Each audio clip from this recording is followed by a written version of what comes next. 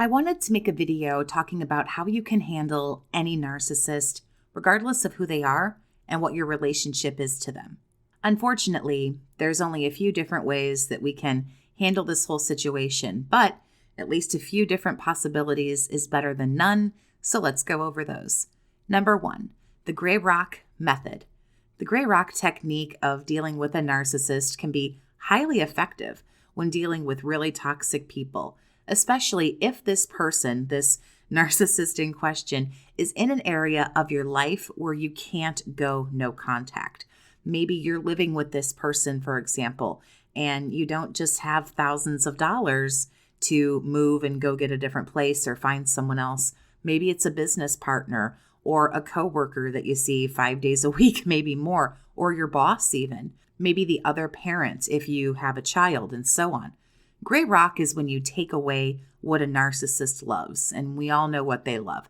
The reaction, the rises they get out of you, the responses to their unacceptable behavior, your time, your attention, all those things that we can wrap up with that little bow that we call supply, narcissistic supply. You stop reacting to their behavior. You stop giving them time, attention, and think very little of them. You become as dull and flat and boring as a gray rock, and that's where the technique gets its name from. Over time, you dwindle the contact you have with them. You limit your responses to be very dull, very aloof, one-worded if you can possibly get with that.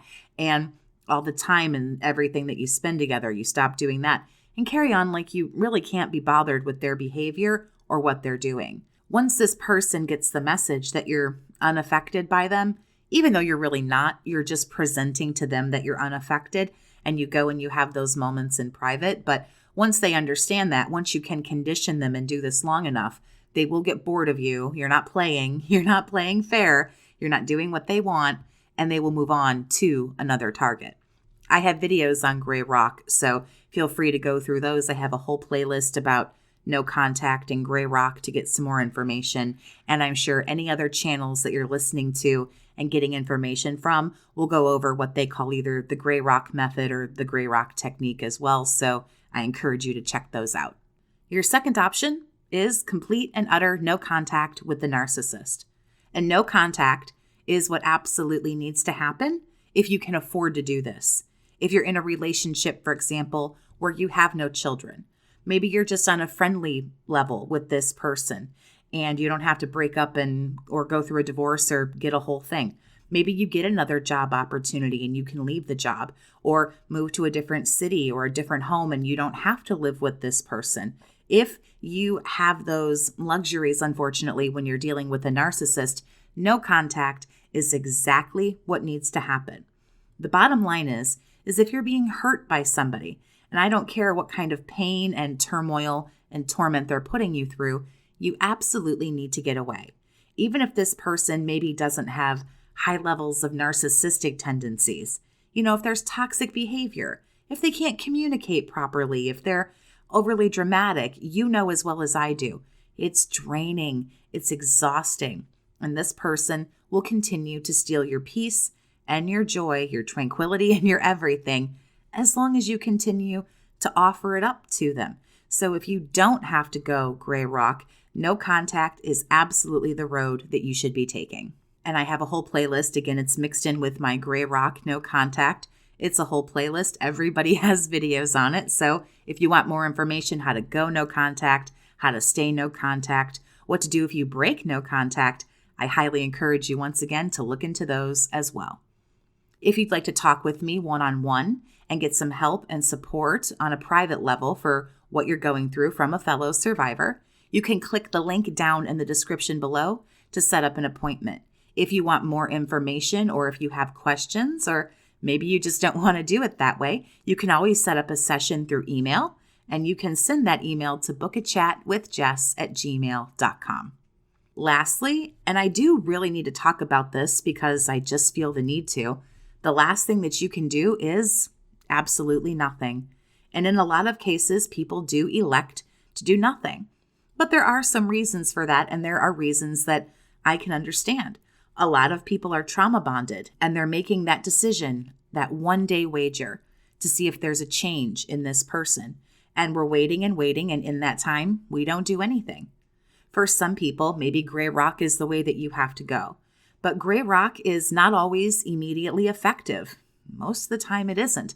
A narcissist will be highly upset that you're choosing to do this.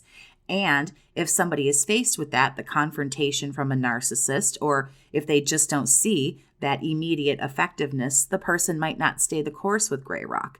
Gray rock is an option that we have, and sometimes the only option we have, but it doesn't mean it's easy to do. And I get that. Sometimes the narcissist that we're dealing with is a family member. How do you just walk away from a family member? Or maybe somebody who has a position of power over you, like your boss. You can't just exactly start ignoring your boss if you still want a paycheck in a week or 2 weeks, whatever your case may be.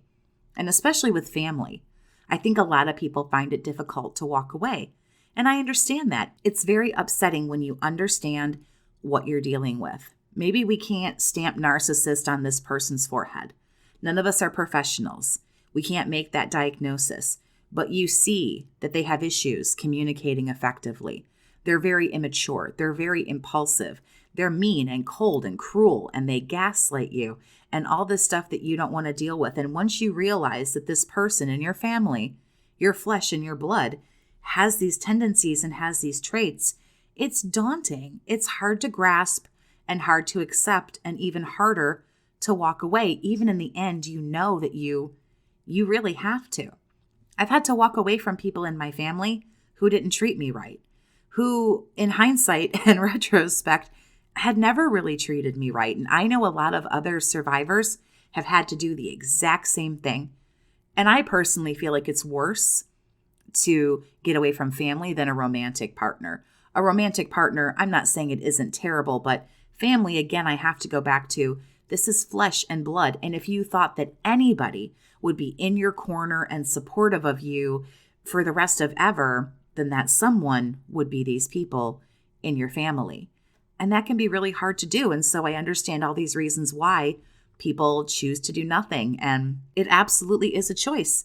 If you don't want to do anything about whatever situation it is, you don't have to. If you take that out of the equation, it's gray rock and you deal with them as minimally as possible, or you don't deal with them at all. You can choose to carry on the way things are. You can go gray rock, attempt to limit that contact and abuse. There's no revenge. You can't hurt somebody who doesn't care. There's no justice. Sometimes terrible things happen in this world, and there's nothing you can do. You have to pull yourself back together and keep moving. There's no justice. There's no getting this person back for what they've done to you. They don't care. They are emotional vampires. They bleed you dry and then move on to the next. And so ultimately, in the end, the choice is yours. Thank you so much for listening. Please subscribe for more videos on narcissistic abuse and survival each week. Have a great day, survivor, and take care of yourself.